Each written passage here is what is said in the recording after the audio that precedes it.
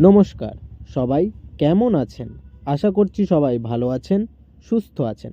আজকে আমি আমার মহাপ্রভুকে নিয়ে রওনা দিয়ে দিয়েছি ফুলিয়ার উদ্দেশ্যে। বন্ধুরা দেখুন, রানাঘাট থেকে আমার বড় গুরু ভাই আমার মহাপ্রভুকে কোলে করে নিয়ে ট্রেন ধরার উদ্দেশ্যে রওনা দিয়েছে। আমরা একসঙ্গেই যাচ্ছি। বন্ধুরা, আমরা চলে এসেছি ফুলিয়া মন্দিরে। মাঝখানের অংশগুলি আপনাদের সঙ্গে শেয়ার করতে পারিনি, কারণ সেগুলির ভিডিও করা সম্ভব হয়নি।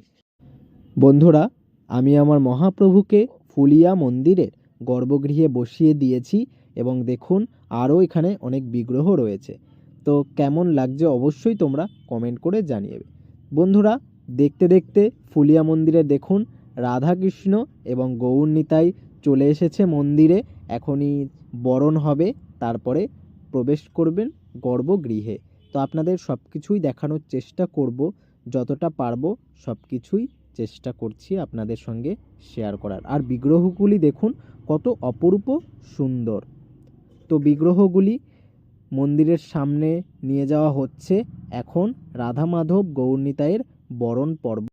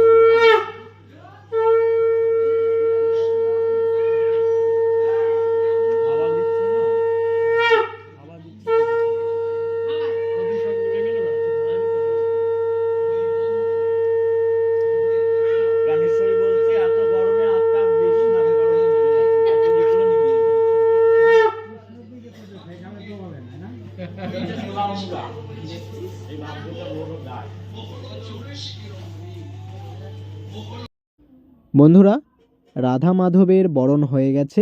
এবার রাধা মাধবকে গর্ভগৃহে নিয়ে যাওয়া হচ্ছে। সবাই মিলে ধরে রাধা মাধবকে গর্ভগৃহে দেখুন প্রবেশ করানো হচ্ছে। দেখুন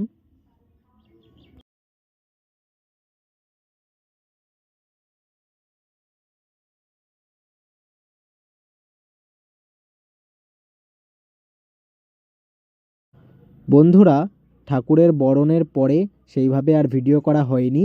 দেখুন সন্ধ্যাবেলায় এখানে বসন্ত উৎসব হচ্ছে। তো মেয়েরা সুন্দর নাচ করছে এবং গানটা আমি মিউট করে দিয়েছি, না হলে কপিরাইট পড়বে। এবং গর্ভগৃহও সুন্দরভাবে সাজানো হয়েছে, আপনাদেরকে দর্শন করাচ্ছি। দেখুন বন্ধুরা, আর এখানে আমার মহাপ্রভুর অভিষেকের প্রস্তুতি চলছে। অভিষেকের ভিডিও আমি আগেই আপলোড করেছি, আপনারা আশা করছি দেখেছেন। আর দেখুন সামনে কিন্তু বসন্ত উৎসব চলছিল, এবার নাম শুরু হলো এবং এই নামের মাঝখানেই আমরাও মহাপ্রভুর অভিষেকটা সেরে নিয়ে দেখুন আমার বড় গুরু ভাই আরতি শুরু করেছে। এবং যারা অভিষেকের ভিডিওটা দেখেননি তারা দেখে